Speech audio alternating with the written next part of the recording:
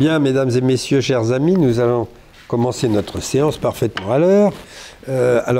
Malheureusement, notre amie Galia est souffrante et même assez souffrante. Donc, elle m'a prévenu ce matin, mais je lui ai vivement conseillé de rester dans son lit et de se soigner le plus possible, parce qu'elle avait même du mal à parler et à respirer. Donc, c'était vraiment très embêtant.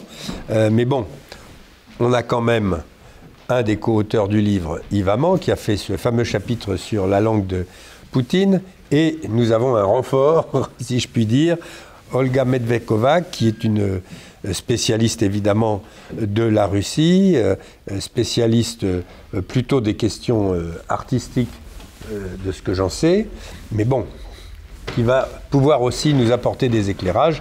Puis moi, j'apporterai les éclairages que je pourrai. Donc voilà, on aura évidemment une discussion tout à fait libre. Il y a peut-être un peu moins de monde que prévu, mais avec le froid qui fait et puis les recrudescences de Covid, de gastro-entérite et de tout ce que je vois autour de moi, je suis déjà content qu'on puisse être assez nombreux. Alors, peut-être commençons par cette fameuse langue de Poutine. C'est pas une langue de vipère, hein, c'est une langue de Poutine que Yves Amand a formidablement décrite dans son chapitre, en particulier l'utilisation de ce fameux mat, hein, c'est-à-dire cette langue spécifique des voyous, du grand banditisme, qu'on pourrait évidemment appeler un argot, mais le problème c'est qu'en France, l'argot, tout le monde le parle, tandis que là, c'est vraiment spécifique à ce grand banditisme. Donc, on va peut-être commencer par ça, hein, et avec peut-être aussi une réflexion sur ce qui allait avec, avant, la langue de bois, par exemple, tous ces langages codés, etc. Et puis ensuite, si vous le voulez bien, on pourrait aborder plutôt une deuxième question, qui est la question de la situation de la population russe en ce moment. Qu'en est-il de la population russe? Quelle est son attitude à l'égard du pouvoir, à l'égard de la guerre, à l'égard de son avenir et aussi à l'égard de son passé, parce qu'il faut bien dire que la manière dont M. Poutine réécrit l'histoire est quand même assez phénoménale et ne peut qu'intoxiquer évidemment toute une population. Donc voilà ce que je vous propose. On va... évidemment, la discussion sera tout à fait libre, hein. N'hésitez pas à demander la parole. On vous la donnera. Je vous rappelle que tout ce que vous pourrez dire sera retenu contre vous. Nous sommes filmés, nous sommes enregistrés, donc soyez prudents quand même. Bien, Yves Amand, voulez-vous commencer pour nous éclairer sur cette fameuse langue de Poutine? Je vais essayer. Enfin, ce qui m'a fait réagir, m'a fait tilt, c'est quand, à la suite de la rencontre entre le président Macron et Vladimir Poutine,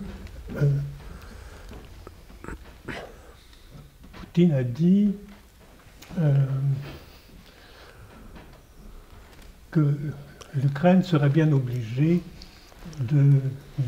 d'appliquer les accords de Minsk en faisant allusion à une comptine un peu salace. Il n'a pas cité expressément, mais il y a fait clairement allusion. Il faudra bien que tu y passes, que ça te plaise ou non. Et cette comptine se continue en disant je m'approche de... C'est une allusion à la Belle au bois dormant.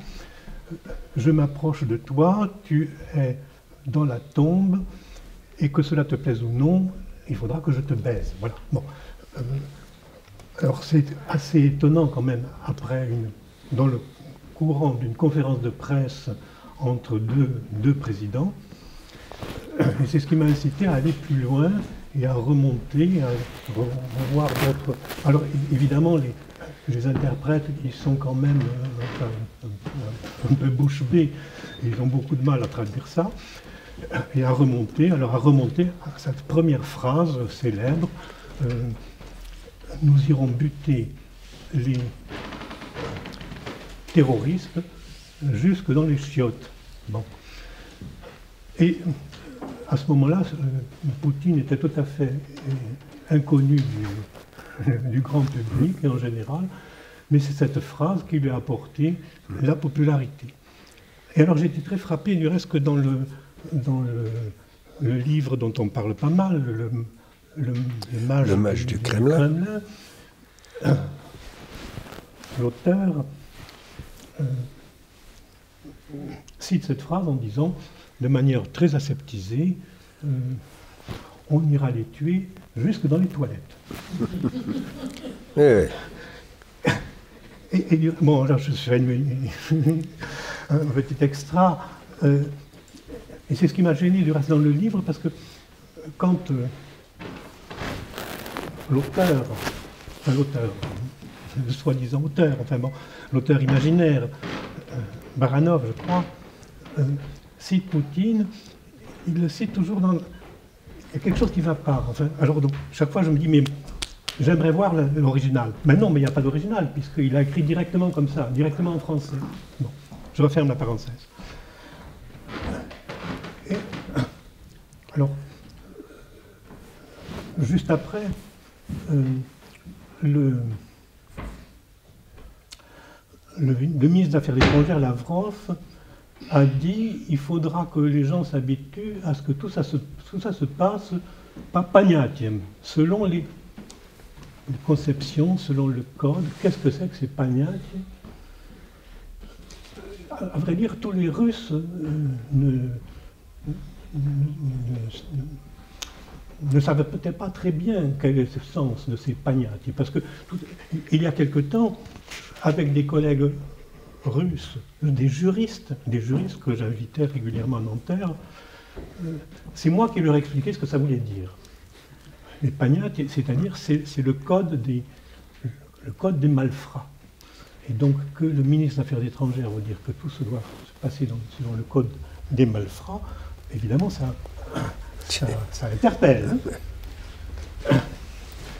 Et donc, en grattant un peu plus, j'ai été amené à étudier, à regarder un peu de près, justement, ce recours de Poutine à ce vocabulaire des malfrats, et pas seulement l'argot, enfin bon, parce que l'argot, c'est une langue spécifique à un moment donné à un groupe social, puis ça finit par se banaliser. Bon, nous utilisons beaucoup d'argot de manière courante, mais là, Poutine utilise un argot très spécifique, c'est un argot fait de termes obscènes. Il y a 4 mots, seulement 4 mots. Alors je ne sais pas si je vous les dire en grand. Allez, courage. Il y a rouille, qui est l'organe masculin. Il y a pizdietz, le correspondant féminin. Il y a yebat, baiser, et biat, la pute. Voilà. Donc c'est le vocabulaire basique de Poutine quand il est dans son cadre familier, dans son cadre des très proches, dans sa toute petite garde rapprochée. Parce qu'il y a plusieurs cercles autour de lui. Et cet argot renvoie à un code moral, si j'ose dire. C'est le code, soi-disant le code d'honneur des malfrats. Et on nous explique que les malfrats ont un code d'honneur, donc ils ne feront pas de mal à une mouche. En fait, et cela, Solzhenitsyn l'a bien montré, que ce code d'honneur, c'est un code d'honneur qui est seulement entre eux, entre les malfrats. Et qu'un malfrat dans un goulag, il peut très bien dépouiller un brave prisonnier politique de ses chaussettes, et vous savez, par moins 30, quand on est sans chaussettes, ben, on en crève.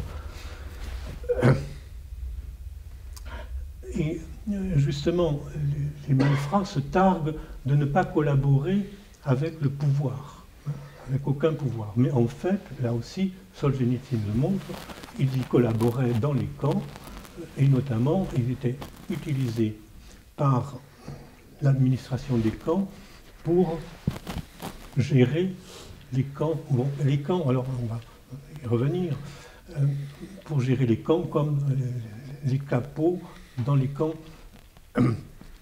en Allemagne. Alors ce qu'il faut bien savoir, c'est que dans le goulag, il n'y avait pas seulement des prisonniers politiques, il y avait des grands criminels, des grands malfrats, des petits trafiquants, et puis des gens de toutes sortes, parce qu'il ne fallait pas grand-chose à cette époque-là pour se retrouver au goulag. Et c'est ce qu'on découvre, c'est que la grande porosité entre le monde des camps et la société. Parce que beaucoup de gens sont passés par le goulag. Bon, alors on peut discuter du nombre, bon, ça a été un objet de discussion, mais il ne s'agit pas de savoir seulement quel est le nombre de personnes qui sont prisonnières dans le goulag à un instant T. Il y a un grand renouvellement, enfin, un grand turnover dans le goulag, ce qui fait qu'il y a une grande porosité entre la société et les camps, ce qu'on appelle en russe la petite zone, c'est les camps, et la grande zone, c'est tout ce qu'il y a autour, c'est tout le pays. Et on voit comment la langue du goulag, la langue des malfrats, est passée dans la société et en même temps, à travers cette transmission, c'est aussi la transmission d'un certain mode de vie, d'un certain code moral, donc qui a infusé dans toute la société. Merci. Vous souhaitez rebondir un peu ou... Je suis entièrement d'accord avec vous. Je pense que c'est précisément par cet aspect de la criminalisation, bien sûr, du pouvoir des élites qu'on voit le plus clairement ce qui se passe aujourd'hui en Russie. Ce n'est pas un processus qui commence avec l'empire de Poutine, c'est quelque chose que les historiens observent depuis les toutes premières années de la jeune République soviétique, quand Lénine ouvre les prisons et quand il infiltre en fait les criminels dans les premiers soviets, particulièrement dans les marges de l'Empire. Et il procède effectivement par ce mélange de la population. Sous Staline, les prisonniers sont invités à raconter leur expérience d'emprisonnement, les tortures, ils sont priés de raconter pour que le pays entier sache ce qui se passe en prison, ce qui se passe dans les camps. C'est-à-dire que le pays entier se pénètre en quelque sorte, il s'imprime de cette mentalité, de cette conscience et aussi de cette langue, effectivement. Durant la période soviétique que j'ai connue dans mon enfance et dans mon adolescence, il se passe quelque chose d'assez paradoxal, parce que le pays vit sous un tel régime de langue de bois, en fait, que ce que vous venez de citer, M. Armand, ce mat, donc, c'est en fait, ça devient la langue, bien sûr la langue du peuple, mais aussi la langue de l'intelligentsia, qui s'amuse énormément à parler cette langue parce que c'est une forme de résistance, c'est une forme de bravoure, de langue privée. Hein. Et les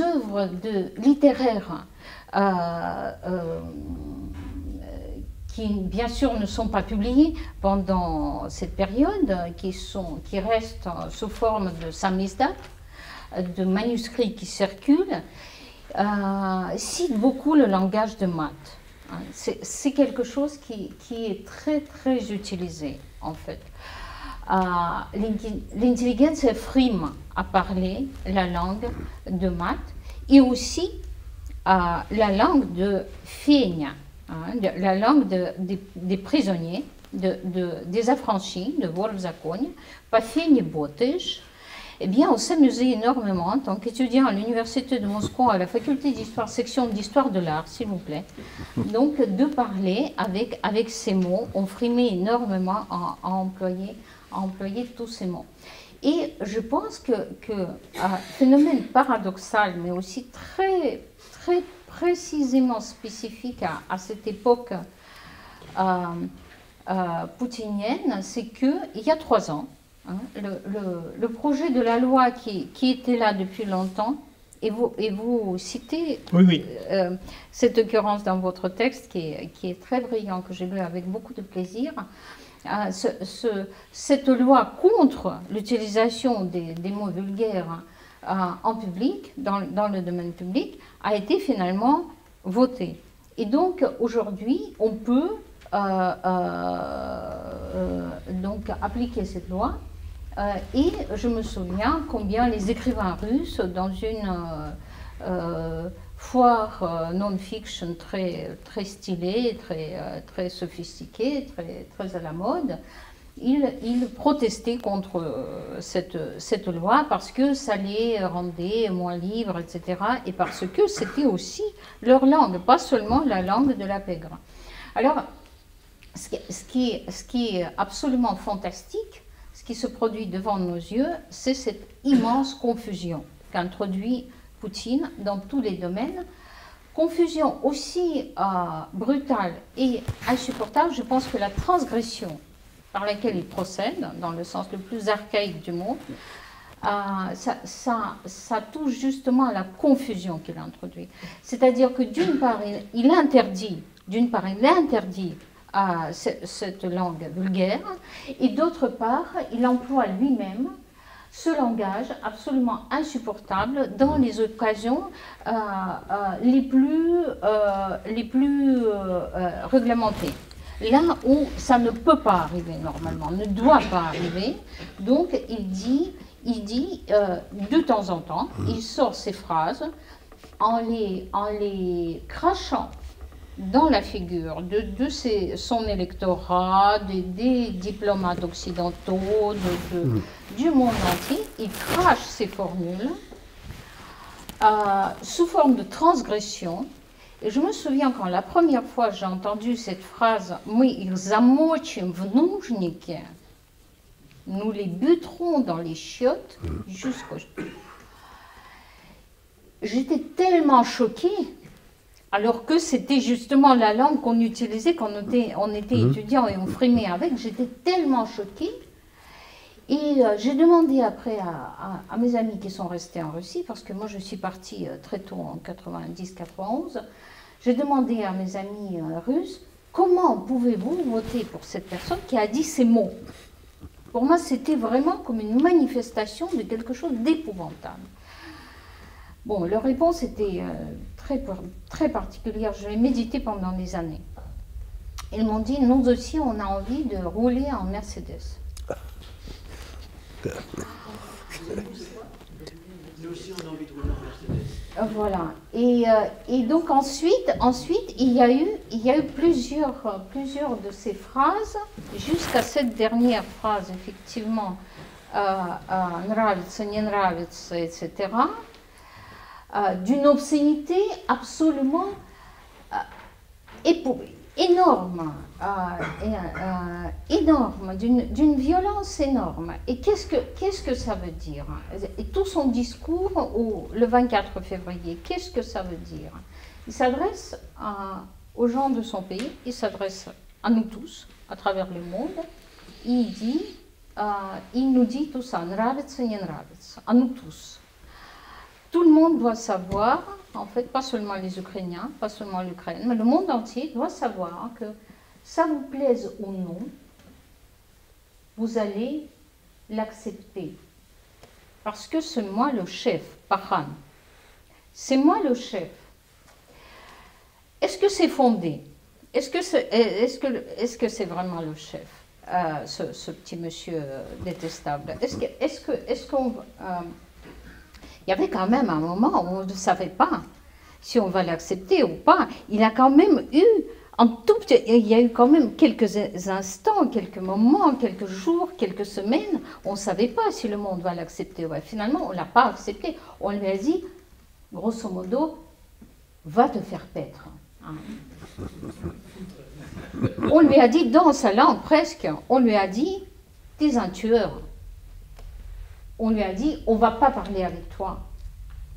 Et je pense que la contre-langue de Poutine, c'est la langue de Zelensky. La langue de Zelensky qui est aussi un phénomène. Qui est aussi un phénomène. Et c'est quelque chose qu'on va étudier aussi en même temps que la langue de Poutine. Et Zelensky qui n'utilise jamais le moindre mot vulgaire. Qui n'utilise jamais le moindre mot de la langue de bois non plus. Qui parle extrêmement simplement, qui propose des occurrences très simples, anecdotiques presque de la vie quotidienne des gens, qui parle des malheurs des gens, qui a beaucoup de tendresse pour la simple vie des gens, qui n'ont pas à manger, qui n'ont pas à se chauffer. Des choses très très simples et très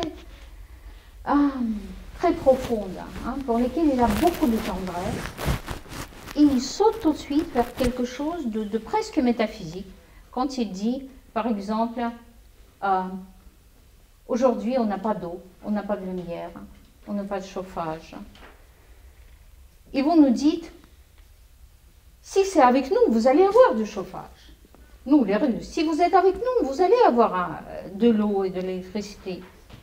Et après il dit, mais l'histoire remettra les choses à leur place. Et on aura à manger, à se chauffer, à s'éclairer, et sans vous. Sans vous. Divorce. Le divorce. Commence la libération. Il parle tellement simplement, tellement profondément. Et il me semble que quand on a entendu cette langue de Zelensky, en face de la langue de Poutine, qui est la langue de mensonge, hein, profond mensonge, de la confusion et de la transgression la plus archaïque. Je pense que nous avons tous soufflé. Nous nous sommes dit, dans une langue ukrainienne qui ressemble à la nôtre, ou dans la langue russe, parce que parfois elle parle en russe, on peut encore dire des choses auxquelles on croit immédiatement. On ne sait pas pourquoi on y croit, mais on y croit, parce que ça parle de nous. Hein. Immédiatement, on s'y reconnaît. Et du coup, sur ce fond, face à cette langue de Poutine, on commence presque à rire. On n'a plus peur. On commence presque à rire. Mais qu'est-ce que c'est qu'est-ce que c'est que ce gamin mal élevé qui en fait ne sait rien faire, qui ne possède rien. Mais qu'est-ce qu'il nous fait ici comme cinéma? Et on va lui donner une taloche et qu'il aille au lit. Enfin, au mieux. Mais on a envie de rire presque, n'est-ce pas, hein, tellement il est... dernièrement, il s'est vraiment rendu ridicule lors de cette rencontre avec les mères des soldats, toute fausse. Ouais. Toute cette mise en scène épouvantable, où la mère dit « Oui, j'ai perdu mon fils, mais c'est pas grave, puisque c'est pour la patrie. » J'en ferai d'autres. J'en ferai d'autres. Elle l'a perdu il y a 5 ans. Et Poutine répond « Oui, c'est vrai que... Qu'est-ce qu'il y a de plus cher que la vie de son garçon ?» Quoi? Sorry. Quoi? Mais de toute façon, dit-il, de toute façon, c'est mourir d'overdose ou d'un verre de trop de vodka ou pour la patrie? Qu'est-ce que vous allez choisir? De mourir pour la patrie, bien sûr. Un chef d'État qui s'adresse à son peuple, hein, qui s'adresse aux gens,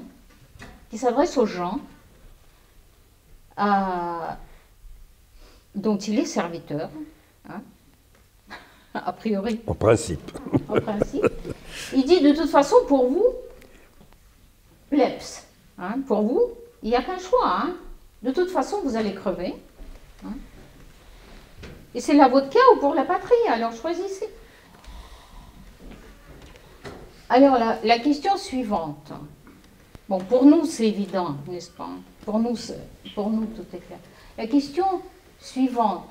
Comment les gens, chacun, pas les gens, mais chaque personne, comment chaque personne aujourd'hui en Russie, chaque mère, chaque fils, chaque oncle, chaque grand-père, chaque homme, femme, enfant, comment peuvent-ils accepter qu'on leur parle comme ça? Comment peuvent-ils vivre avec ça? Qu'on leur dise, de toute façon, il faut que tu crèves, mais tu peux crever ignoblement ou un tout petit peu plus noblement en tuant d'autres gens. Comment? Voilà, ça c'est ma question. Oui, mais reste à savoir, enfin, en effet, d'abord qui entend ça et en effet comment c'est perçu par les gens qui l'entendent à la télévision. Mais avant de rebondir là-dessus, je crois que c'est très intéressant votre comparaison entre la langue de Poutine et la langue de Zelensky. Parce qu'effectivement, enfin, c'est un retour au réel, un retour à la réalité.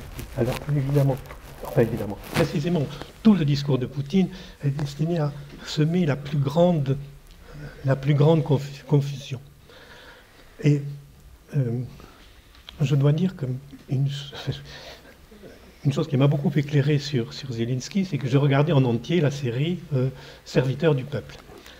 Parce que je peux un peu lire l'ukrainien, mais je ne comprends pas comme ça oralement. Et l'avantage de Serviteur du peuple, c'est que c'est en russe. C'est ça qui est extraordinaire, parce qu'il parle très bien russe, puisqu'il est plutôt russophone de naissance.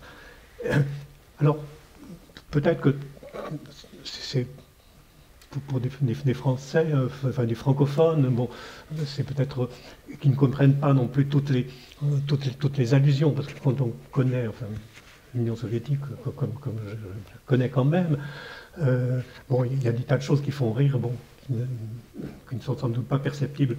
C'est comme le film Goodbye Lénine, vous savez, donc il faut... Oui. Mais néanmoins, il y a des passages qui sont vraiment tout à fait extraordinaires. Par exemple, quand il a des espèces de visions, il parle à Lincoln. Bon, c'est très fort, ça. J'aimerais qu'on puisse faire une espèce de... un montage, si vous voulez, un collage, avec une série de passages qui sont fondamentaux et qui permettent justement très bien de comprendre bon, ce retour au réel. Mais pour en revenir donc à la langue de Poutine, alors je suis un petit peu étonné de ce que vous dites de votre expérience. Ça m'intéresse beaucoup parce que je suis un ami de Viktor Yerofeev. Viktor Yerofeev, un écrivain à succès qui justement a beaucoup écrit sur le maths. Bon, on peut dire que c'est le spécialiste du maths, bon, et je le cite beaucoup dans mon article. Et il s'est rendu, enfin bon, et en 1979, avec un groupe d'écrivains, il participe à la publication d'un almanach qui s'appelait Métropole, dans l'espoir de faire un peu bouger les choses dans le monde de la littérature. Et il a été très critiqué, précisément parce que dans ce recueil, il y avait des récits où il employait l'argot, alors pas seulement pas le maths, mais l'argot plus général, l'argot du monde des voleurs, parce qu'il y a deux niveaux. Il y a l'argot général, enfin des voleurs, la feigne, Noatznoyezik, et puis le maths. Or, quand alors bien entendu, il a été l'objet de nombreuses critiques, et quand des journalistes devaient écrire et critiquer ses articles, ses récits, ils lui demandaient, mais est-ce que vous pouvez nous expliquer qu'est-ce que c'est que la feigne? Oui, peut-être c'est pas la même génération, je ne sais pas. Écoutez, pour moi c'est quelque chose que je connaissais très bien, et je me souviens très bien que, donc en tant que jeunes historiens de l'art, tous les ans on partait en été en excursion à travers le pays pour l'étude de l'architecture. Et on s'amusait énormément à parler avec les gens, partout où on s'arrêtait, et à enregistrer leur langue. Et on s'émerveillait devant la possibilité de quelqu'un de raconter des choses extraordinaires, des aventures très, très détaillées, très développées, etc., en utilisant 4 mots. Mais comme vous savez très bien, tous ceux qui connaissent le russe savent qu'on peut ajouter des préfixes, des suffixes, on peut décliner, on peut rendre chaque mot à la fois verbe, adjectif, etc. Et donc les gens parlaient avec ces 4 mots très très très aisément. Et aussi, on s'amusait beaucoup à retenir фигня и ботать по фигне. Et en tant que jeunes historiens de l'art, мы очень лихо ботали по фигне entre nous. Voilà, donc c'était un sport, une sorte de sport entre nous, et aussi une sorte d'émancipation pour les filles particulièrement, d'être grossière, de fumer, d'être grossière. C'était une espèce de... C'était pas être grossière en fait, c'est pour pouvoir manier ce discours, ouais. En fait, c'était une forme d'émancipation. D'anticonformisme. Voilà, d'anticonformisme, d'anticommunisme. Je me souviens quand je suis arrivée en France, en 90 ou 11, j'ai rencontré un très grand historien. Et il m'a dit, vous avez eu ma petite éducation, une éducation soviétique? J'ai dit non, j'ai eu une éducation anti-soviétique.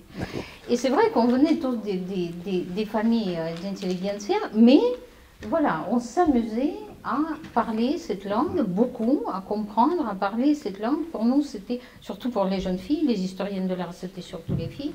Donc on s'amusait énormément à fumer Belamorkana et à parler pafine. Donc,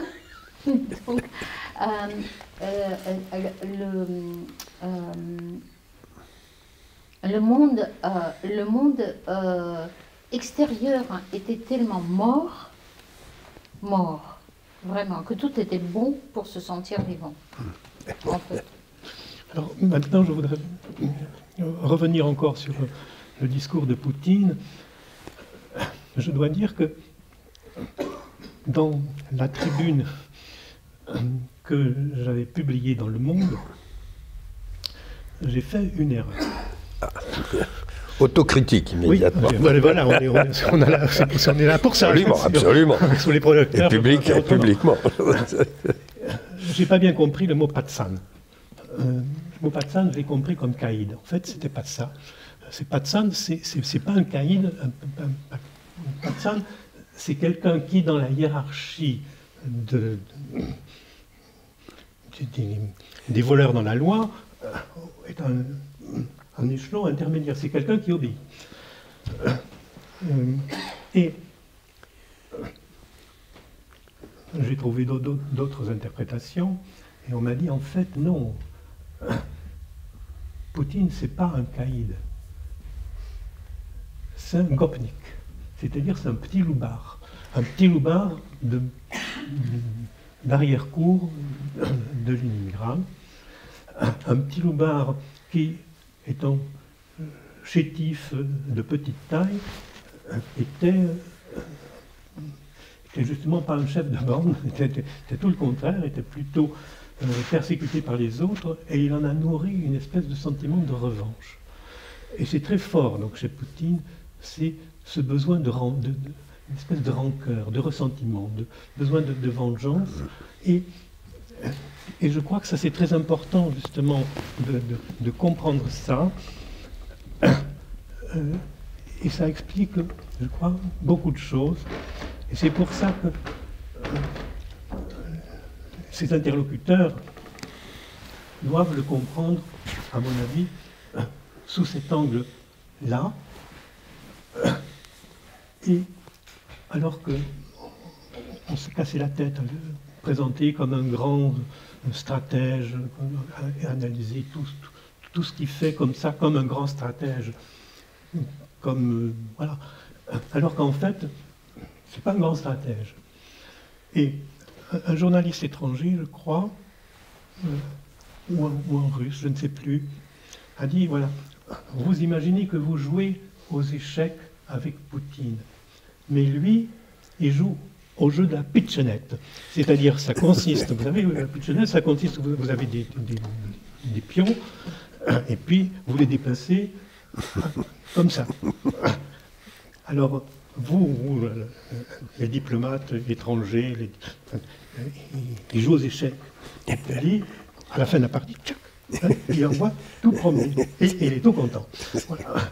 Et les autres sont bouche bée. Alors, je crois que ce qui est important, je pense, de comprendre, c'est que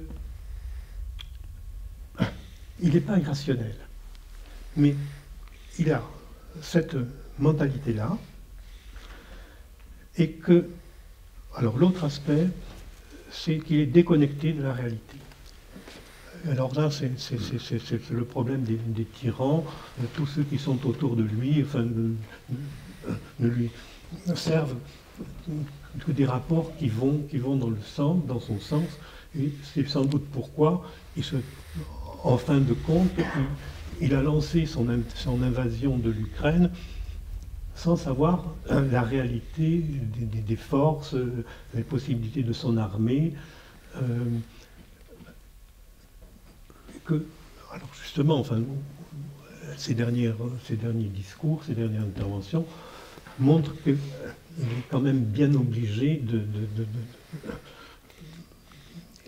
quand même de comprendre un peu ce qui se passe. Et c'est aussi une chose qui m'intéressait beaucoup à l'époque soviétique, quand j'y vivais, c'était dans les années 70, je me disais, mais c'est bizarre, quand on lit la Pravda, il y a des articles qu'on ne peut pas comprendre si on n'écoute pas les radios étrangères. Les radios étrangères qui émettent depuis les États-Unis,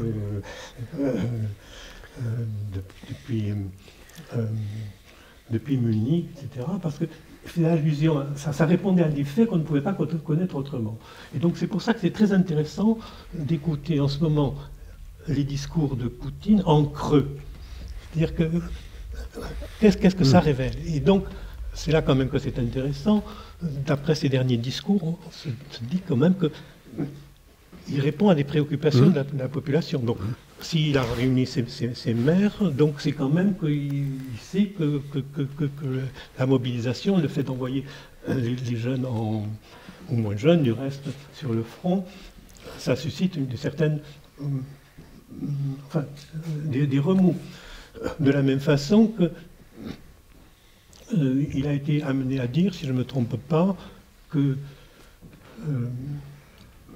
non, les étudiants ne seraient pas envoyés au front. Donc ça nous intéresse, ça nous informe quand même sur cette question, parce que on se pose, qu'est-ce qu'il y a dans la tête de la population, qu'est-ce qu'il y a dans la tête des gens? Ouais. Alors, avant peut-être de passer justement à cette question, qu'est-ce qu'il y a dans la tête des gens et comment ils... oui, attendez, une petite seconde, je vais vous passer la parole après. Je voulais à mon tour réagir un petit peu à ce qui vient d'être dit, ensuite je vais passer la parole à la salle. D'abord sur le code des malfrats. rappelons-nous que ça n'est pas nouveau. Hein, si vous prenez les œuvres de François Villon, vous verrez que c'est toujours suivi de poèmes en langage jobelin, comme on disait, qui est un langage totalement codé, qui était entièrement utilisé par les voyous de l'époque, et qui d'ailleurs posait de gros problèmes à la police de l'époque, qui cherchait à essayer de comprendre ce langage, et les juges aussi. Hein, c'est une affaire qui n'est pas nouvelle, je dirais. Bon, c'est une affaire qui n'est pas nouvelle. Maintenant, l'osmose entre police politique, organe de la terreur et le grand banditisme, hein, les voyous, les pires voyous, etc., ça n'est pas nouveau non plus. Hein. Je vous renvoie, vous trouverez dans le livre noir du communisme, dans les chapitres de Nicolas Werth, il y a des passages très intéressants sur le fait que Dzerzhinsky, le patron de la Tchéka, envoie des inspecteurs à Astrakhan et dans d'autres endroits, pour savoir ce qui se passe. Et ils se font tout simplement expédier. Hein, et les rapports, c'est le siège de la Tchéka est un immense bordel. On passe son temps à baiser les bourgeoises. La cocaïne est partout, etc. Hein, en réalité, des psychopathes, hein, des tueurs en série, etc., ont été utilisés directement dès le départ au sein même de la Tchéka, même si par la suite, bien sûr, les choses ont été progressivement reprises en main, professionnalisées, et que ceux qui étaient peut-être un peu trop surexcités ont été mis de côté. Bon, mais enfin, quand même, quand on voit ce qu'a raconté Nikita Petrov dans un chapitre d'un volume que j'avais publié en 2017 sur le bourreau en chef de la Loubianka, Blokin, dont on estime qu'il a quand même assassiné de sa main à la Loubianka et ailleurs environ 15 000 personnes d'une balle dans la tête. Bon, voilà, on a quand même une petite idée de qui sont ces gens-là. Hein. Pour ce qui est de la grossièreté des dirigeants, je vous signale que début mai 1941, Staline a reçu un rapport par Beria, un rapport de l'ambassadeur soviétique à Berlin, Dekhanozov, qui n'était qu'un homme de Beria, et qui a fait un rapport en disant, voilà, mes informateurs me disent que l'attaque allemande peut intervenir à tout moment. Bon. Et ce qui est extraordinaire, c'est que, comme vous le savez, Staline avait son gros crayon rouge et bleu, où il a noté tous les rapports. Et l'annotation de ce rapport-là par Staline est tout à fait étonnante. Hein. La prochaine fois que ce désinformateur envoie un rapport comme ça, hein, je vais envoyez-le baiser sa mère. Bon, c'est dans les archives. Bon, voilà. Bon, et donc Staline, bien sûr, en public, s'exprime, semble-t-il, dans un russe parfois approximatif. Mais en tout cas, pour ce qui est de la grossièreté, lui aussi, il est tout à fait au point. Hein. Autre chose, ce que vous avez dit sur Poutine, petit loupard. Il y a petit et il y a loupard. Je vous rappelle que le chef de la Grande Terreur, celui qui, sous les ordres de Staline, a organisé la Grande Terreur en 1937-1938, Yezhov, était un homme tout petit, qui avait été le souffre-douleur de son village, et qui, là, s'est véritablement vengé, parce que quand même, 700 000 morts en 14 mois, c'était pas mal non plus. Hein. Pour revenir à ce que vous avez dit sur le match du Kremlin, moi je suis tout à fait d'accord avec vous. Ce livre est en train... Alors, c'est un vrai problème. Hein. Ce livre est en train d'être encensé. Il est vendu à près de 300 000 exemplaires actuellement. Il a failli avoir le Goncourt. Hélène Carrère-Dancos a tout fait pour qu'il ait le prix de l'Académie française. Il est en train d'être traduit dans une vingtaine de pays. Donc, il faut y faire attention, parce que c'est en train de devenir un phénomène qui va devenir le phénomène, je dirais, de la pseudo-histoire. Parce qu'évidemment, un pareil rouleau compresseur, notre livre à côté, qui est un livre de gens spécialisés, il est écrabouillé quelque part. Hein. Et ce monsieur Daempoli, je me renseigne bien entendu sur qui il est, c'est un homme d'une grande famille italienne, un playboy qui vit de ses rentes, bon, très bien, pourquoi pas, je n'ai rien contre. je serais peut-être content de vivre de mes rentes, ça n'est pas le cas, mais le problème c'est pourquoi est-ce qu'il fait ce livre, comment est-ce qu'il fait ce livre, et donc je vous renvoie à une analyse vraiment très fine et très précise qu'a faite Cécile Vessier dans le site de Gallia d'Escrucy. Dans le dernier numéro, il y a vraiment une analyse extrêmement précise par Cécile Vessier de ce livre de Daim Poli qui montre qu'en réalité, dans une espèce de système de poupée russe, où il y a un premier narrateur qui parle d'un témoin qui lui-même raconte les histoires d'un troisième témoin, etc., hein, on finit par avoir justement cette image totalement lissée de Poutine. Hein, il n'est plus allé buter les terroristes dans les chiottes, hein, il est allé tuer dans les toilettes, etc. Bon, et tout est comme ça. Hein, donc j'attire votre attention là-dessus parce que ce livre est en train de devenir une espèce de phénomène politico-journalistique, etc. Et il y a eu dans Le Figaro d'il y a 4 ou 5 jours une pleine page à la gloire de Daim Poli et de son livre, avec encastré dans la page par Anne Fulda, une interview, des éléments d'interview d'Hélène Carrère d'Ancos, tout à fait étonnant, disant « Monsieur Daim Poli ne sait rien de rien, mais intuitivement, il a tout compris. » Non, mais c'est formidable. C'est extraordinaire, ça, quand même. Donc voilà, j'attire simplement votre attention là-dessus. Donc, allez-y. Oui, non, allez-y. Je veux rebondir là-dessus. Bon, parce que c'est très ambigu, parce que c'est un roman. Enfin, c'est un roman. Un roman. Alors, on ne sait pas où commence l'imagination, la fiction, et où commence le réel. Et alors, je reviens... Un petit épisode ici, mais précisément avec Victor Yerafiev. Yerafiev a écrit un roman autobiographique dans lequel j'apparais brièvement. Et alors je lui ai dit un jour, après la publication de ce livre, je lui ai dit que ça ne s'est pas passé comme ça. Épisode où moi je suis impliqué. Il me dit « Ah mais c'est un roman !» Bon, alors bon, c'était pas très grave. Pour moi, ça avait une signification. Mais donc voilà, ah ben non, c'est un roman. Et alors, d'autre part, concernant la vie soviétique, Poli dit des choses qui sont pas vraies, bon, peut-être secondaires, mais enfin si, quand même, sur certaines choses. Oui. Mais surtout, en fait, en le lisant, je me suis dit, mais au fond, au fond, ça devrait plutôt s'appeler le hableur du Kremlin. Parce que Surkov, qui est le personnage principal, en fait, le personnage principal, c'est Surkov. C'est ce type qui, évidemment, tirait les ficelles, a tiré les ficelles jusqu'à il y a peu,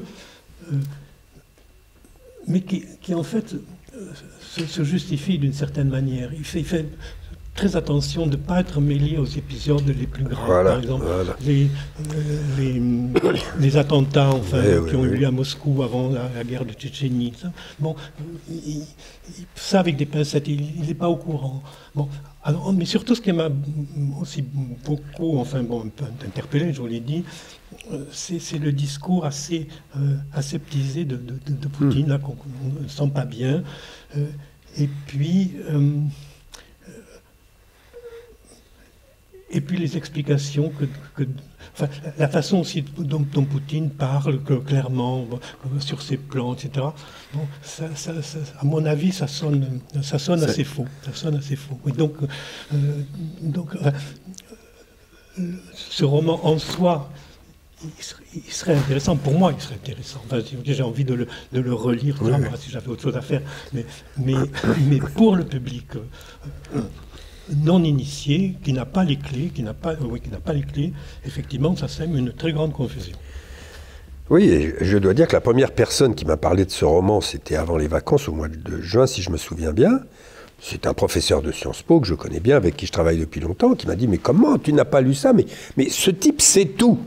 Donc voilà, c'est comme dit Carrère d'Ancos. Bon, il ne sait rien, mais il comprend tout. Bon, donc c'est quand même...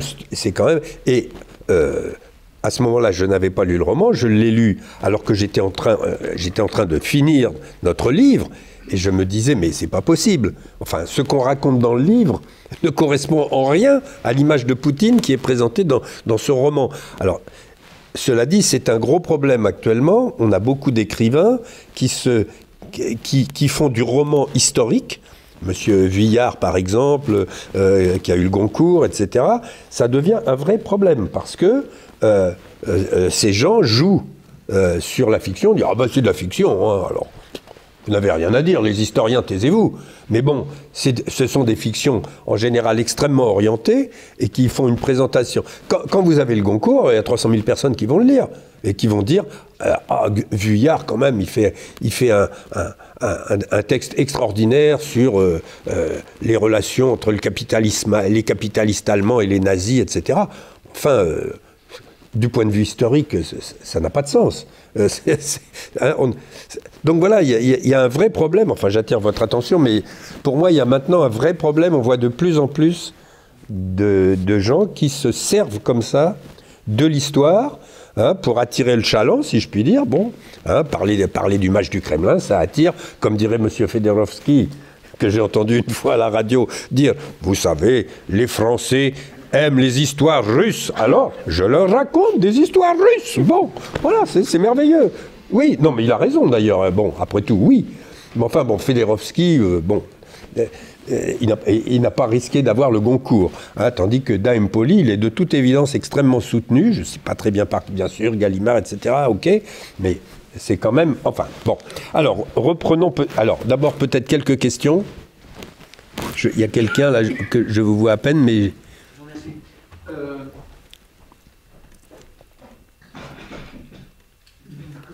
Je suis un peu étonné.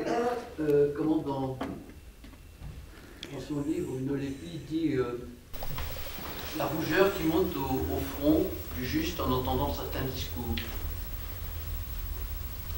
Certes, j'imagine, en tant que russe, d'entendre un discours comme celui que prononce M. Poutine peut être désagréable. Mais, plus fort. Oui, excusez-moi, certains discours que tient M. Poutine, certains termes utilisés peuvent certainement choquer les Russes. Du côté français, entre Carla et moi, c'est du sérieux. Dans une réunion internationale, ou à Argenteuil, où la dalle résonne encore, donc on va nettoyer ça au Karcher. De Pasqua, avec un discours de mafieux, carrément, lui, il n'y a même pas de précaution oratoire, on y va directement. Tout ça, ça me gêne. Et comme j'ai une petite spécialité qui s'appelle la polémologie, il y a Mao Tse-tung qui a dit dans la guerre révolutionnaire que le choix des mots, c'était déjà un lieu de lutte et un lieu de rapport de force. Et si on arrivait à imposer à l'adversaire les termes, ou si on allait plus vite et plus loin et plus fort que l'adversaire, on risquait d'emmener, de rapporter la victoire. Je voudrais savoir si, quand on a parlé de la bataille d'Alger, dans quels termes parlait-on en France? Ça me gêne beaucoup. Et j'ai peur que ça soit vous parlez de Sciences Po, il y a quand même des sessions de Sciences Po où dans des exposés, on leur dit non, ça ne va pas du tout, c'est trop compliqué, simplifiez et soyez un peu vulgaire. Qu'est-ce que vous en pensez? C'est quoi la question? Quelle est la question?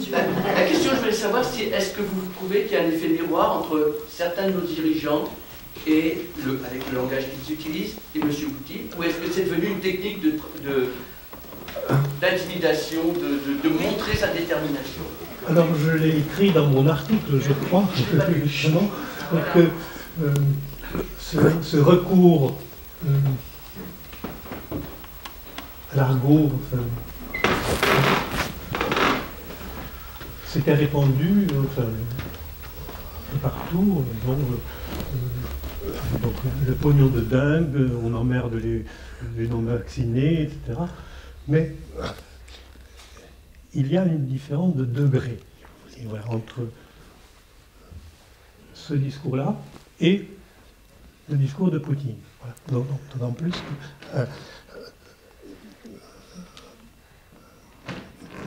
D'autant plus que, bon,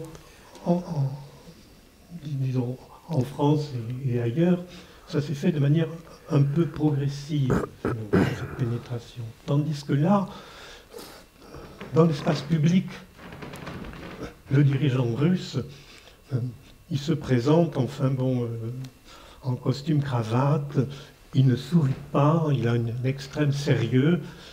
Et là, il y a une rupture avec Poutine, justement, quand il vous lance ce discours-là à la figure. Non, mais cela dit, moi, je suis en partie d'accord avec vous. Que la vulgarité ait commencé à pénétrer dans le langage de nos hommes politiques, etc., bon, il suffit d'ouvrir sa télévision. Je ne parle même pas des réseaux sociaux. Je n'ose même pas en parler puisque je n'y vais quasiment jamais.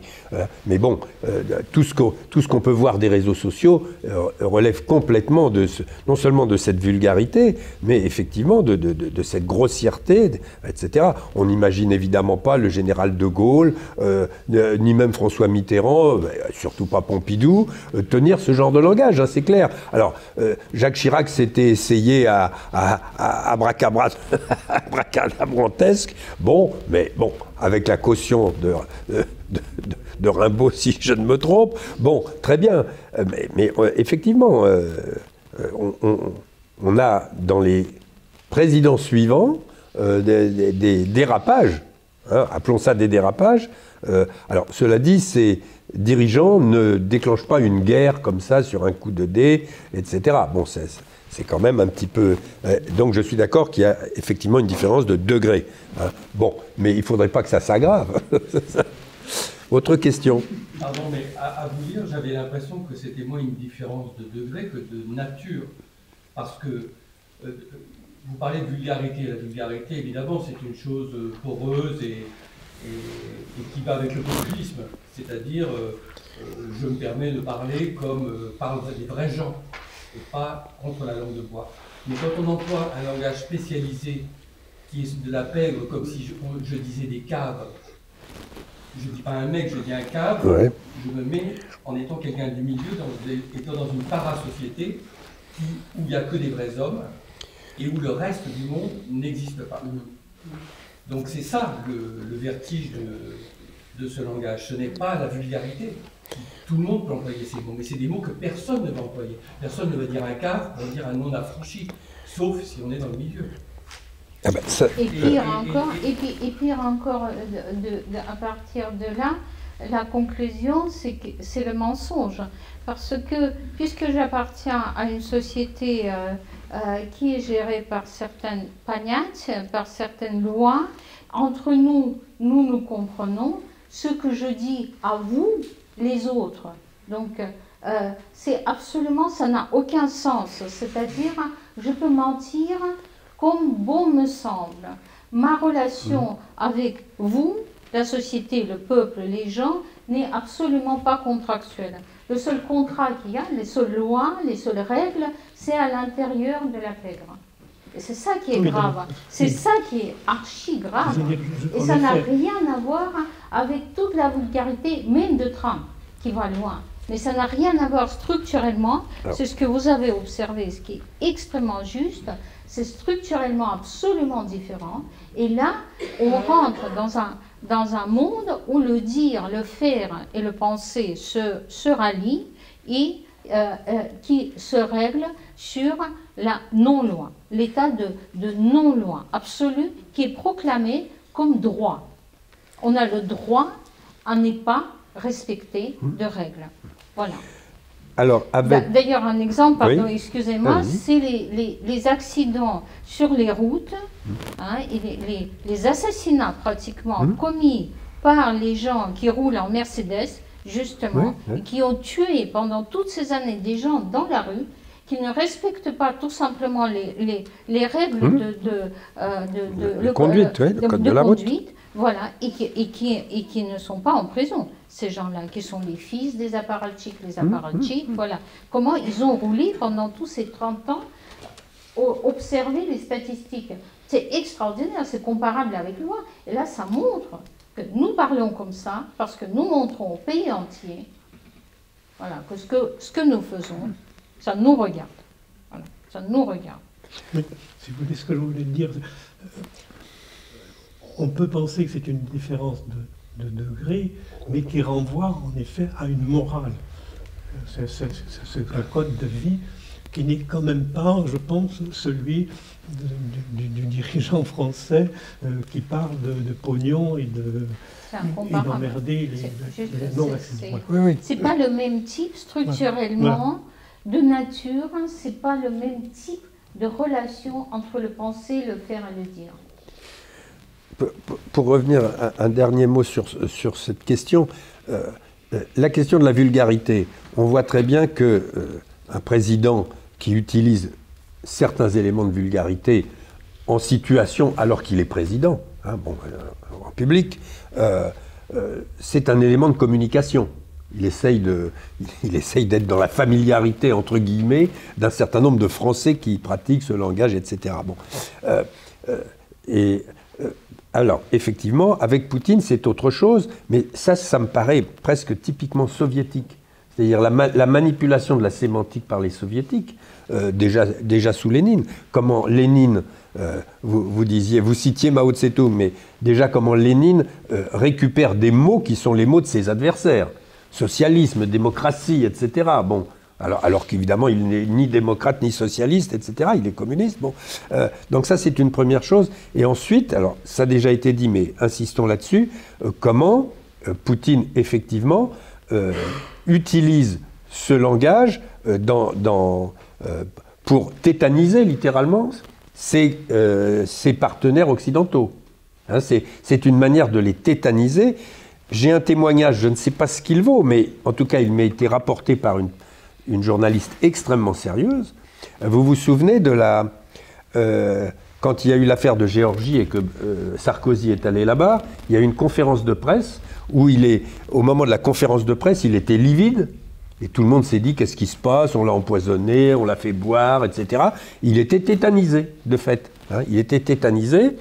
Et j'ai eu par un autre témoin que Hollande avait dit tout ce que je peux dire, c'est que Poutine l'avait mis KO. Mais comment, on ne sait pas, mais il l'avait mis KO. Bon.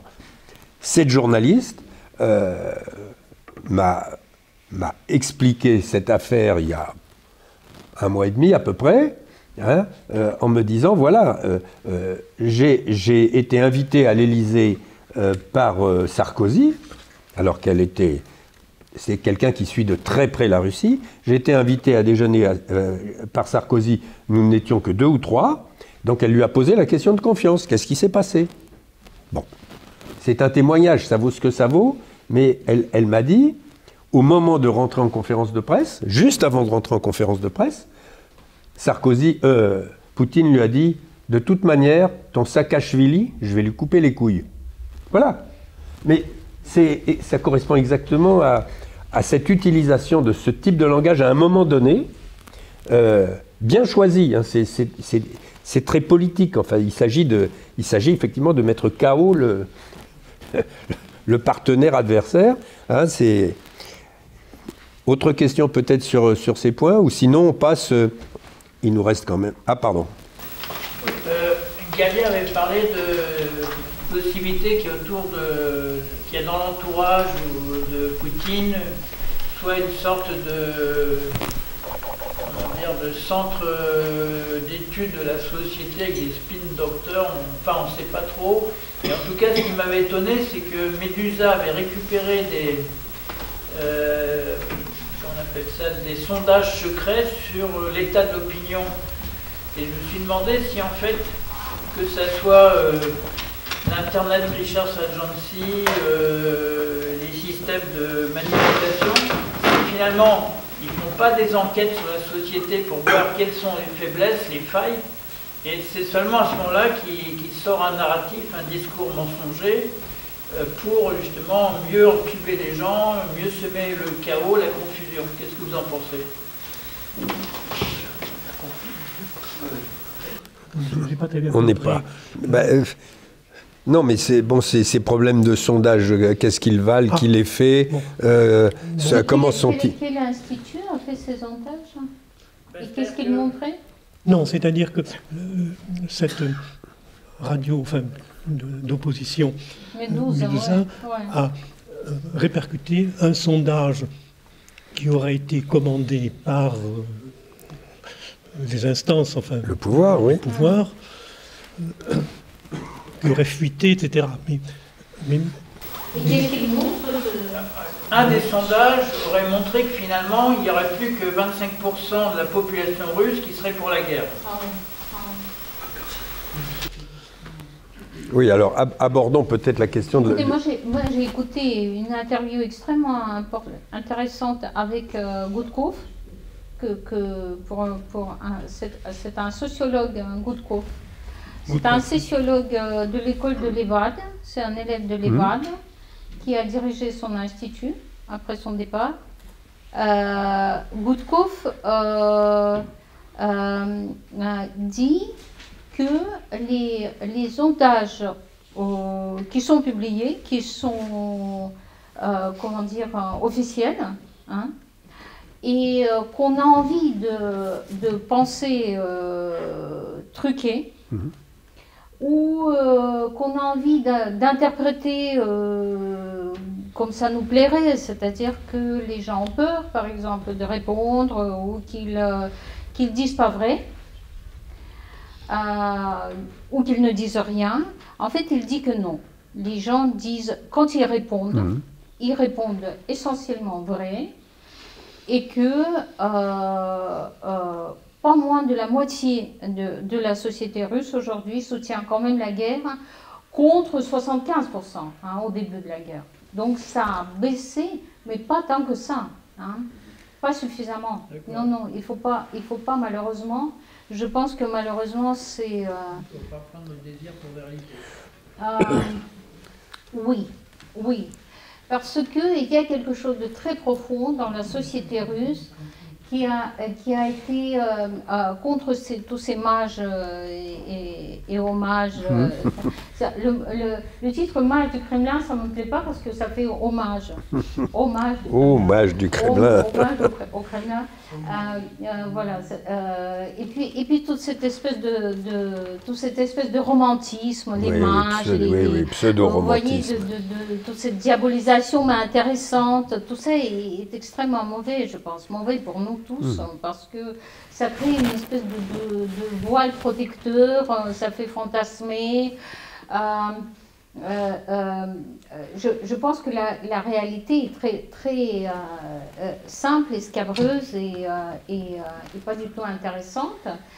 Et d'ailleurs, je conseillerais à ce propos aussi une série qui est en ce moment en replay sur Arte, qui s'appelle Une femme ordinaire, Обычная женщина, de Boris Khlebnikov, réalisateur. Et ça montre une femme qui est en même temps mère de famille, très ordinaire, donc comme le titre le dit, et en même temps elle a des putes qu'elle emploie, voilà, c'est une maquerelle, et donc elle ment sans arrêt, elle ment, elle affronte des situations pas possible, elle est à deux pas de perdre tout, et elle recompose parce qu'elle est très intelligente.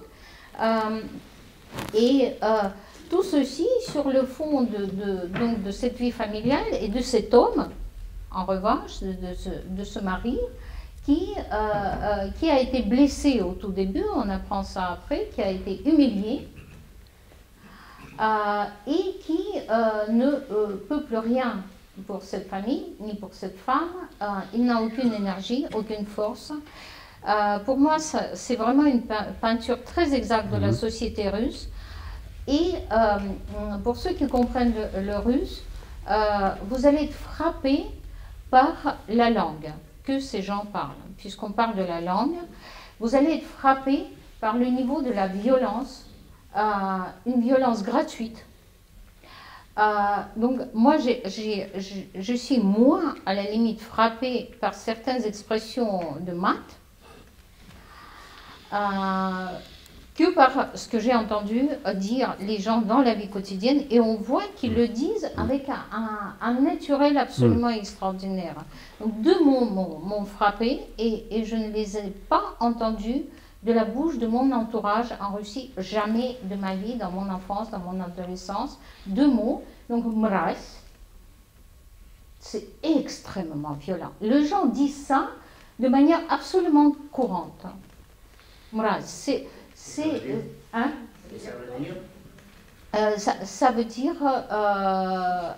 je ne sais pas comment traduire ça. C'est traiter quelqu'un de vraiment, pas d'ordure, pas de... C'est un peu, c'est ça, enfin, c'est autour d'ordure. Oui, autour d'ordure, mais encore... En plus fort, oui.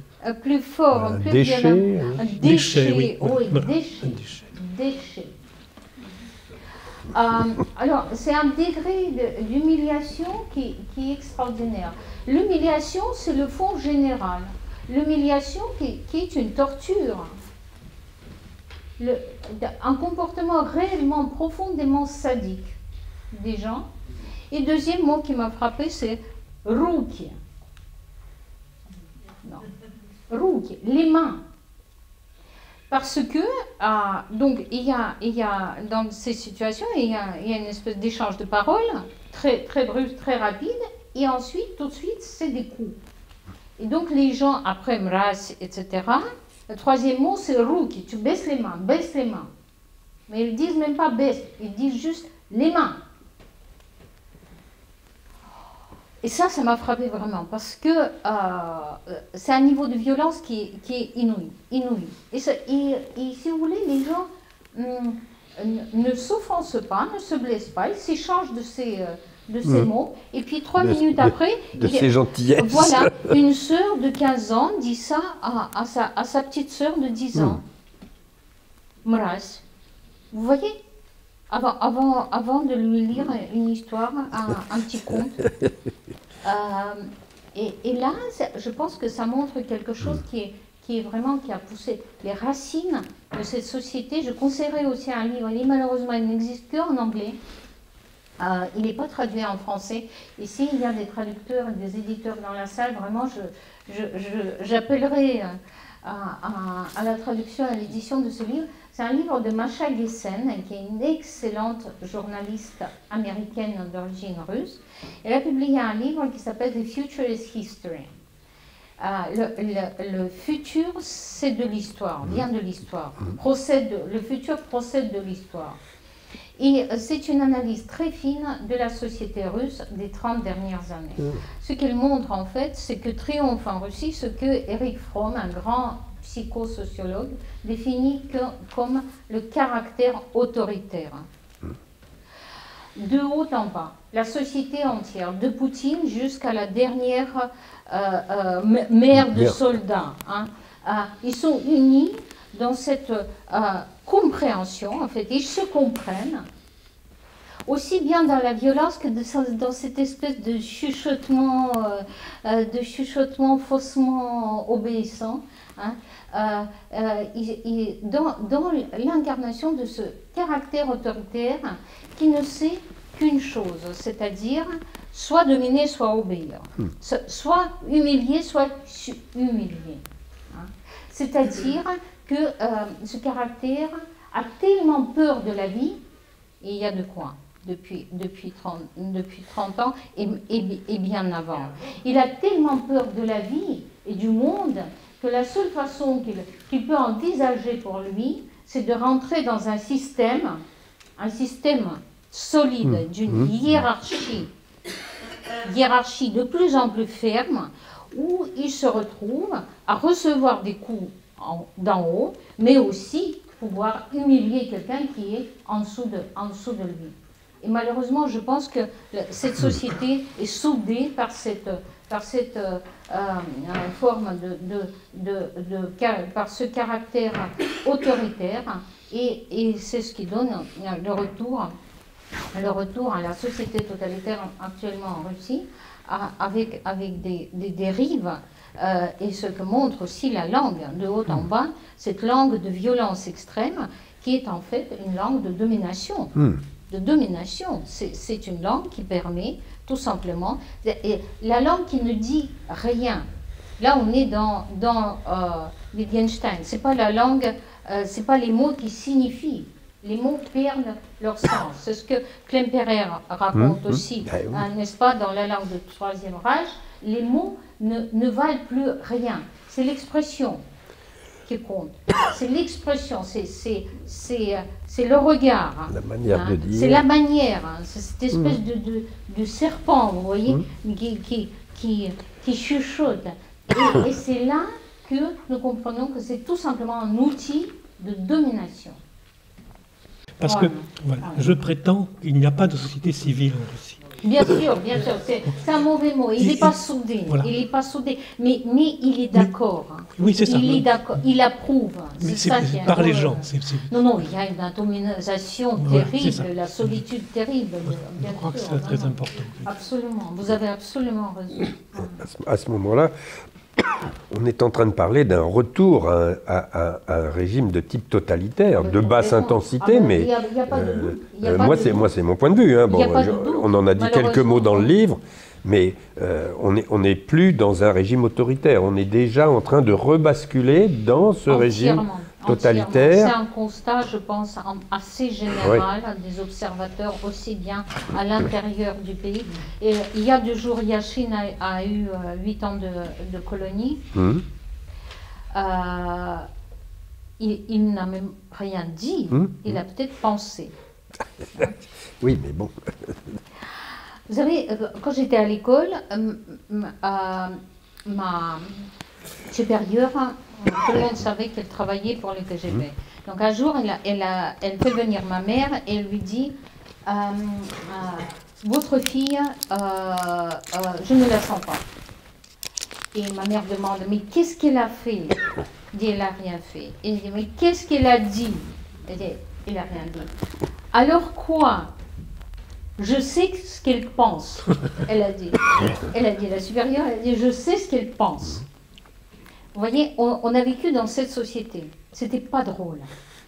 C'était pas drôle. Et là, c'est de retour. Les gens sont arrêtés et mis en prison pour ce qu'ils pensent. Ou ce que l'on pense qu'ils pensent. Ou ce qu'ils pensent, voilà. Donc, je pense que le constat est... Ce qu'on leur impute comme pensée. Ouais.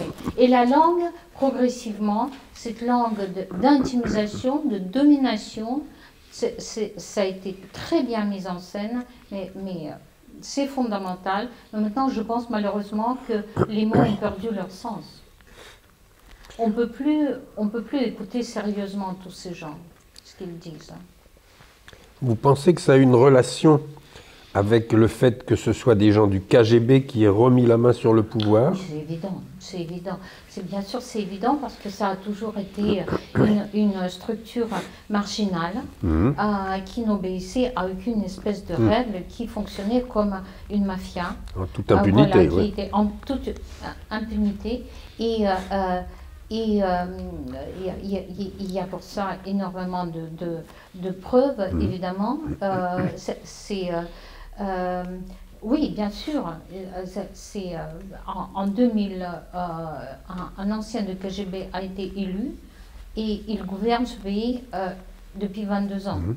C'est le résultat de ces 22 ans du gouvernement Mais en même temps, la différence avec la période soviétique, c'est qu'il n'y a ni idéologie, ni parti. Bon, et il ne reste plus que ça, ce que vous êtes en train de décrire. La pure violence. Je prétends quand même qu'il y a une idéologie, c'est le nationalisme. Et c'est une idéologie tout à fait suffisante. C'est une idéologie qui permet de vendre aux gens la catastrophe économique et une dégradation sociale inouïe.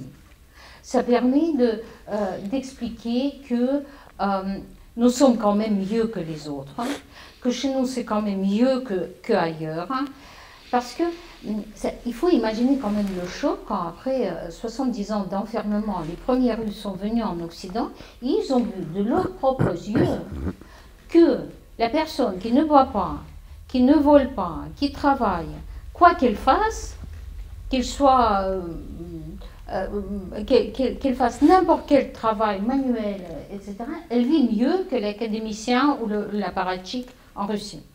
Mieux. Alors, ce choc, comment survivre à ce choc, à cette humiliation?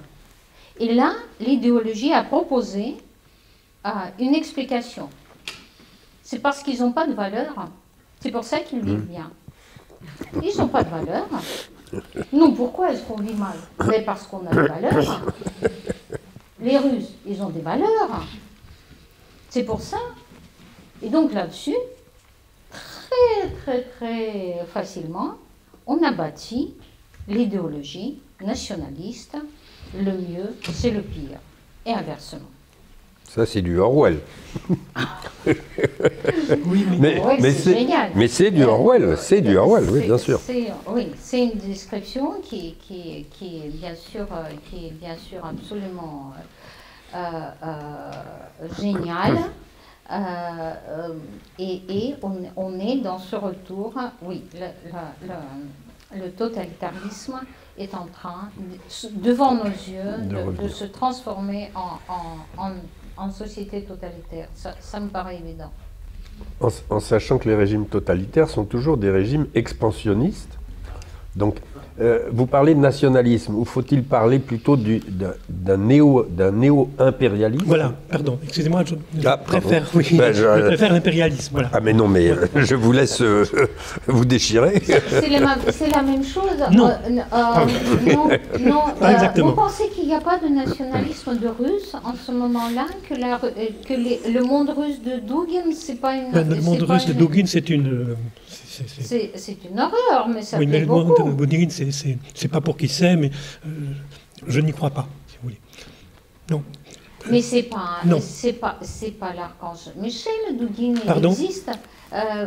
Oui, non, mais il existe, mais les idées de Dugin, ça n'intéresse que les Occidentaux, quelques Russes, mais le discours de Dugin, il n'a pas de prise.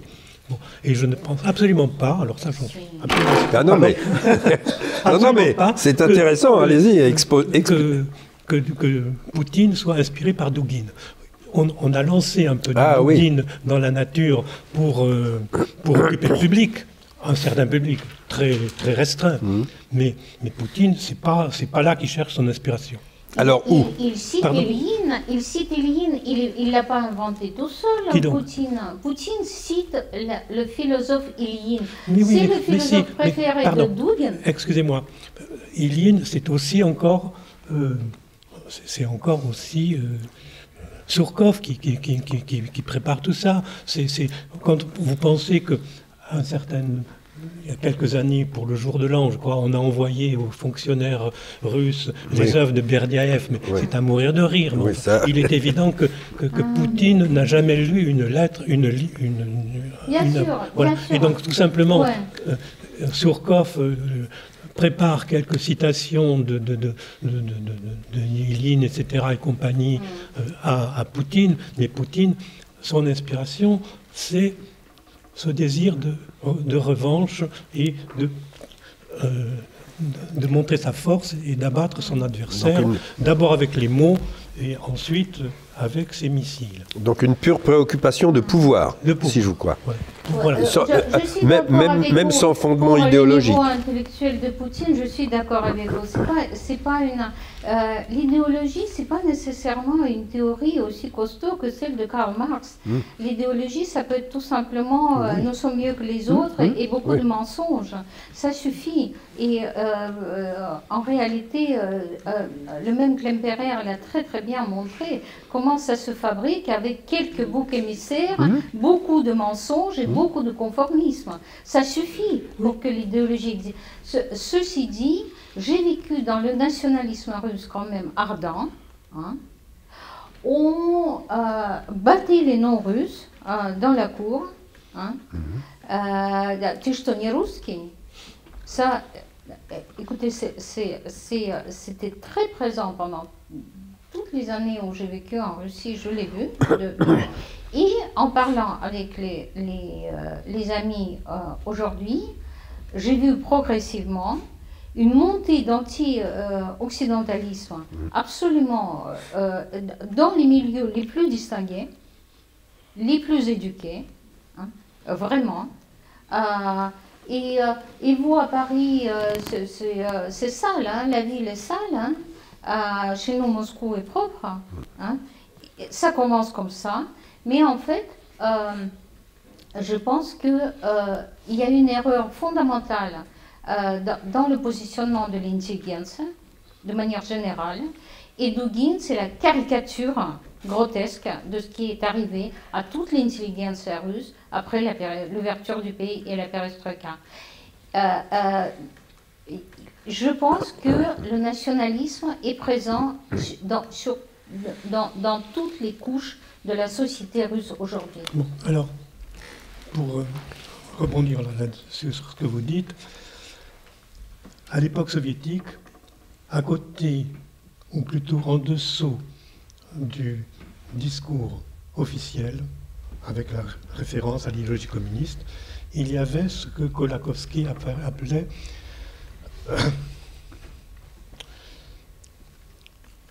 l'idéologie non formulée, c'est-à-dire que à travers les réseaux, alors que ce n'est pas les réseaux sociaux, mais les réseaux les conférences de la société savante, Znagne, etc., on répandait un discours nationaliste, mais qui était en dessous.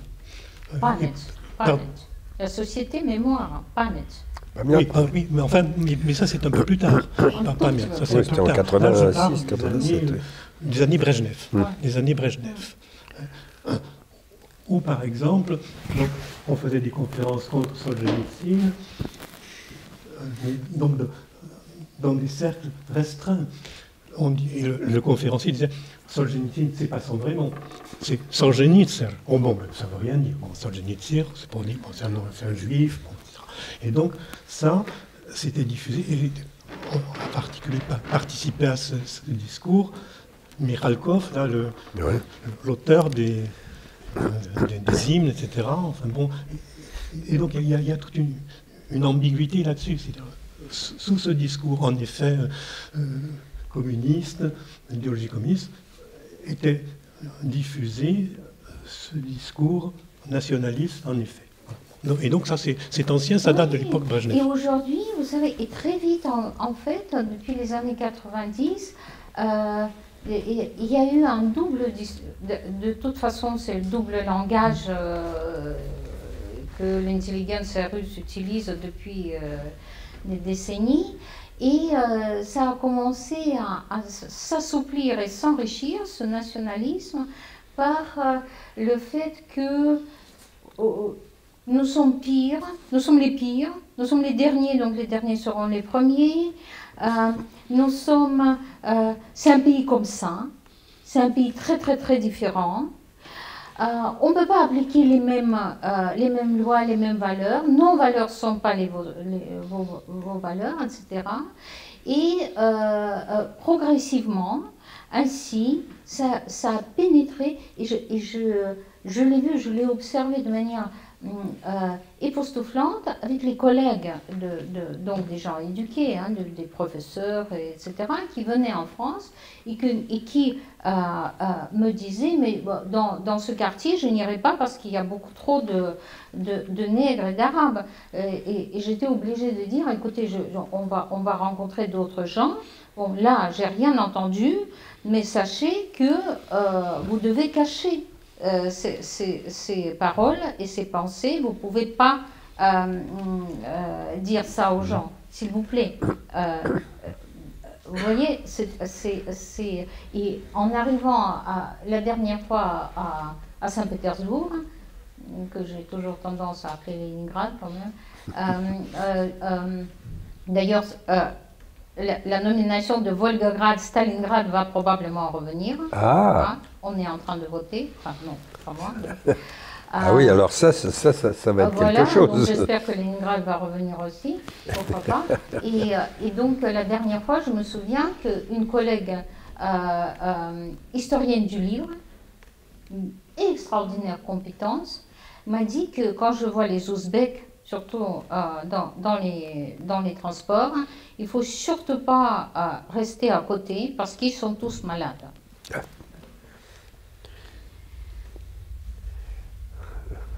Oui, c'est très nazi comme réflexion par rapport aux Juifs. Oui, on pense quand même à Klemperer et à ces petites finesses, à ces petites choses. Il n'y a pas besoin de grand-chose finalement. Il n'y a pas besoin de grand-chose. Juste de penser que tous les Ouzbeks sont malades, ça suffit. Ça suffit. Et donc peuvent vous contaminer. Ils peuvent vous contaminer. Mais oui, bien sûr. Ça suffit. Donc oui, et puis après, bien sûr, l'impérialisme, bien sûr, évidemment, ce que vous dites. Ouais. Enfin non, pour qu'on se mette d'accord, il n'y a pas une idéologie aussi élaborée qu'à l'époque soviétique. Oui, mais c'était idéologie élaborée de l'époque soviétique qui vraiment avait la compétence. Qui lisait vraiment Marx et Engels, qui lisait vraiment... Non, mais je connais quand même des amis qui croyaient ferme à l'internationalisme prolétarien, etc. Oui. Mais qui a vraiment lu le Capital? Ah non, mais ça, bien sûr. Même, vous savez... Pitié. Moi j'étais seule dans mon groupe qui a vraiment lu le Capital et qui l'a enseigné à tous mes camarades quand on passait l'examen en économie politique. Mais je sais qu'il y avait très peu de gens qui l'ont vraiment lu, parce que c'est très compliqué. Eltsine a raconté, vous savez, qu'en passant justement, je crois, un examen où il est interrogé, on lui demande où est-ce que Marx a dit telle chose. Et il a répondu oui, c'est dans tel volume, à la page 570. Et c'est passé. C'est passé, personne n'a vérifié, et lui n'en savait rien. Évidemment. Ouais. Oui. Vous pourriez un peu parler de l'impérialisme russe, c'est-à-dire une tradition en Russie de l'impérialisme. Le fait que lorsque l'URSS s'est effondré, tout un tas de républiques se sont barrées et que c'est peut-être un des éléments fondamentaux de ce qui se passe maintenant et que ça remonte à très loin. C'est pas simplement... Enfin, dans le marxisme et le léninisme, il y a quand même une volonté d'extension dans le monde entier. Ah, absolument. Il ne faut pas l'oublier. Donc, tout ça semble peut-être, est-ce que vous pourriez nous parler un peu de ça, s'enclencher facilement dans une longue tradition que, en Europe, on a commencé, suite à la guerre, ça a commencé à disparaître. C'est une grande... Le fait que l'impérialisme français et anglais aient été vaincus, en fait, et disparu, en Russie, non. Est-ce que vous pourriez peut-être nous extraire là-dessus? C'est la faute à Roosevelt. Est-ce qu'on en chasse déjà? Non, il nous reste 5 minutes.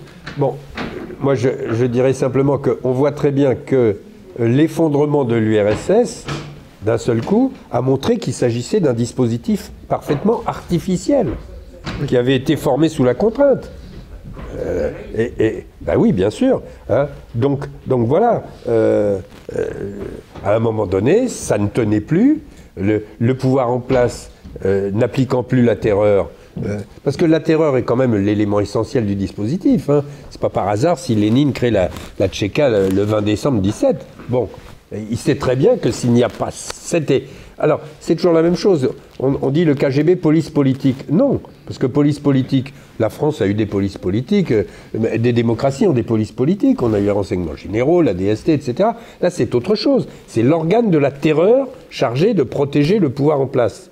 Bon, et de détruire ses ennemis. Et c'est avec cet instrument que les bolcheviks ont créé cette URSS, qui d'ailleurs n'a été officiellement créée qu'en décembre 22.